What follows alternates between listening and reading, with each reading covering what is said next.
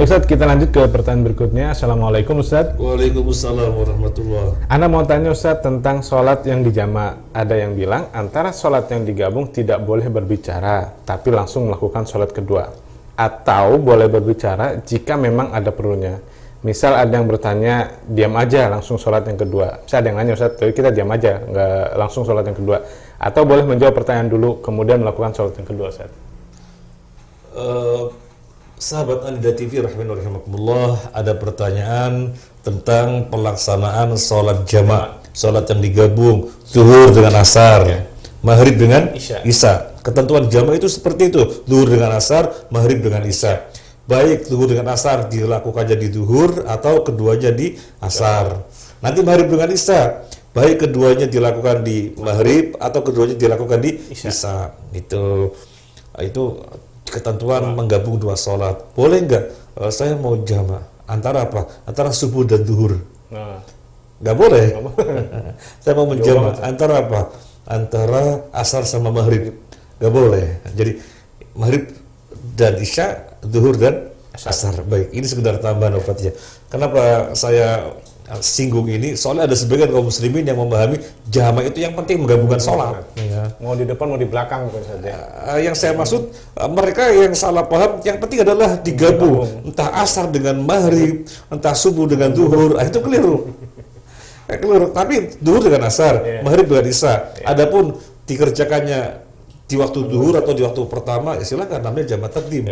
Atau dilakukannya di waktu yang kedua, zuhur dan asar dilakukan di asar, ya silakan, namanya jamak takhir. Itu silakan saja. Tapi yang jelas zuhur, asar, maghrib, isya.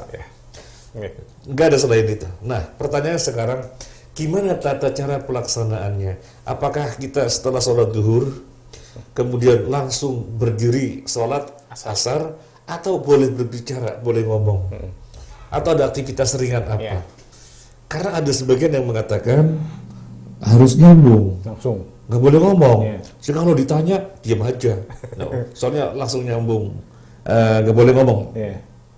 Masyaallah muslimin rahimakumullah, sesungguhnya yang menjadi persyaratan di dalam tata cara sholat jamak zuhur dengan asar, maghrib dengan isya adalah al-muwalah. Al-muwalah itu langsung nyambung. Ini yang menjadi syarat.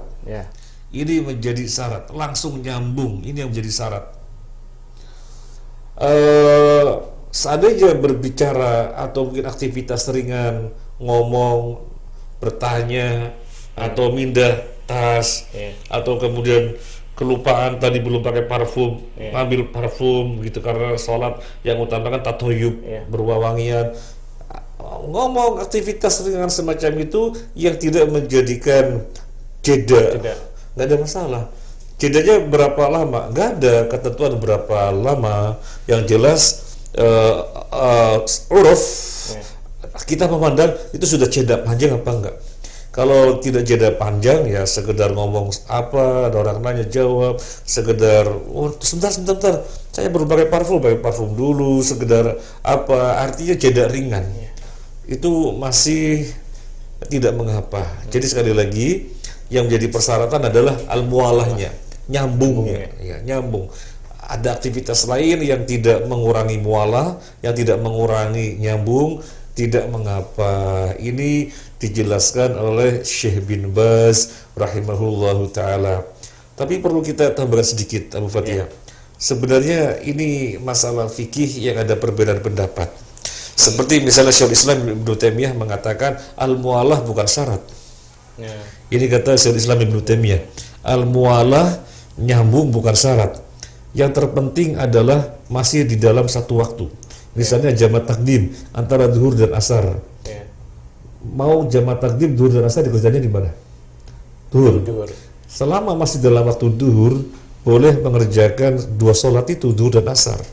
Misalnya habis sholat zuhur agak jeda panjang dan masih waktu sholat zuhur, sholat asar gitu ya, masih dalam satu waktu. Jadi mualah nyambung langsung itu bukan syarat. Ini kata Ibnu Taimiyah. Alasannya kenapa? Tidak ada dalam dalil yang menunjukkan batasan. Tidak ada dalil yang menunjukkan batasnya harus nyambung, itu tidak ada. Tidak ada, sehingga terjeda agak lama dan masih dalam waktu zuhur gitu ya, atau dikerjakan di asar. Jadi keduanya dikerjakan di waktu asar. Misalnya kayak kita ke toilet dulu, saat nggak tahan nih ke toilet dulu, kan berarti masih masuk ke dalam pendapat ini kan dibolehkan. Dibolehkan karena mualat bukan syarat ya. Nyambung langsung bukan syarat. Atau mungkin lapar nih, kita makan dulu ya. Pada makan dulu, ayo kita nyambung sholat lagi, boleh. Karena mualat tidak disyaratkan. Ini Ibnu Taimiyah.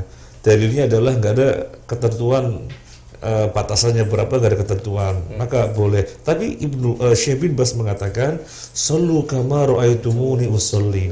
Salatlah kalian sebagaimana kalian melihat aku salat.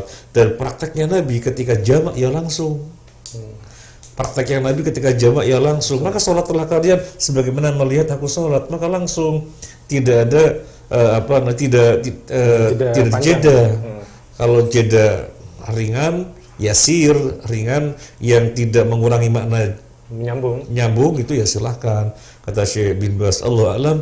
Adapun Syekh Utsaimin mengatakan yang hati-hati, kata Syekh Utsaimin rahimahullah taala, yang hati-hati, al-ahwat, yang hati-hati adalah langsung menyambung. Al-mualah, langsung menyambung. Tetapi kata Syekh Utsaimin, meskipun sesungguhnya alasan yang dikemukakan oleh Syekhul Islam Ibnu Taimiyah juga kuat, ya. Kuat karena nggak ada ketentuan syariat, batasannya nggak ada ketentuan. Tapi Syekh Utsaimin mengatakan yang lebih hati-hati adalah nyambung. Langsung nyambung. Dan kalau kita lihat kaidah usul, al-khuruj minal khilaf mustahab.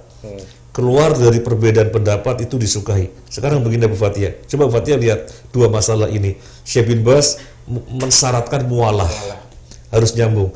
Kemudian Syekhul Islam Ibnu Taimiyah tidak mensyaratkan mualah. Kira-kira mengamalkannya yang mana biar tidak benturan dengan keduanya? Mengamalkannya yang mana? Yang mualah. Dengan kita mengatakan mualah nyambung, tidak benturan dengan Syekh bin Baz yang mensyaratkan, dan tidak benturan dengan Syekhul Islam Ibnu Taimiyah. Tidak benturan. Tapi kalau kita tidak mualah, memang kepada Syekhul Islam Ibnu Taimiyah tidak benturan. Tapi kalau Syekh bin Baz benturan. Nah, gitu. Jadi yang baik adalah sebagaimana kata Syekh Utsaimin, nyambung. Lebih selamat. Demikian Allah alam. Dalam menyambung itu ada iqamat saja sebelum sholat yang kedua. Oh iya, iqamah kan memang dikumandangkan setiap kali mau sholat. Iya. Jadi misalnya tadi kita sholat zuhur itu iqamat. Kemudian sholat zuhur 2 rakaat, salam, ada makmum yang berdiri mengumandangi iqamah. Kemudian sholat yang kedua asar. Jadi setiap sholat dengan iqamah. Kalau tidak ada makmum, Ustaz? Kalau tidak ada makmum, kita mau jamaah sendiri aja. Boleh. Kita pakai iqamah saja. Iya. Baik. Iqamah. Kalau ada makmum iqamah. Saya jadi ingat seseorang Abu Fatihah tentang masalah ini. Beliau sudah sholat zuhur di masjid tempat beliau tinggal atau kos-kosan atau kontrakan. Dia sudah sholat zuhur. Beliau mau safar, kemudian pergi ke Pasar Turi. Di Pasar Turi ya masih zuhur dong. Tadi sholat zuhur jam berapa ke Pasar Turi? Paling setengah jam. Kemudian beliau pikir-pikir, saya boleh nggak jamak ya? Boleh apa nggak jamak jadi stasiun? Saya mau jamak tapi takut nggak boleh karena kan sudah ada jeda berapa menit, setengah jam. Artinya nggak nyambung, nggak mualah. Berdasarkan pendapat Ibnu Taimiyah, boleh. Tapi berdasarkan pendapatnya Syekh bin Baz nggak boleh. Ya. Dalam hal ini kita berlapang dada. Ada kalanya dari kita tidak mengamalkan. Pernah terjadi Abu Fatihah, kita rombongan dengan para ustadz, ya, ke suatu tempat, kemudian sama tuan rumahnya, ustadz tamu dipersilakan untuk kultum, dipersilakan untuk kultum. Padahal biasanya habis sholat dengan jamaah rombongan, jamaah gitu. Tapi di satu tempat baru kultum, akhirnya kan gak jamaah, dia kultum. Setelah kultum selesai, mendatangi jamaah. Kita jamaah apa enggak?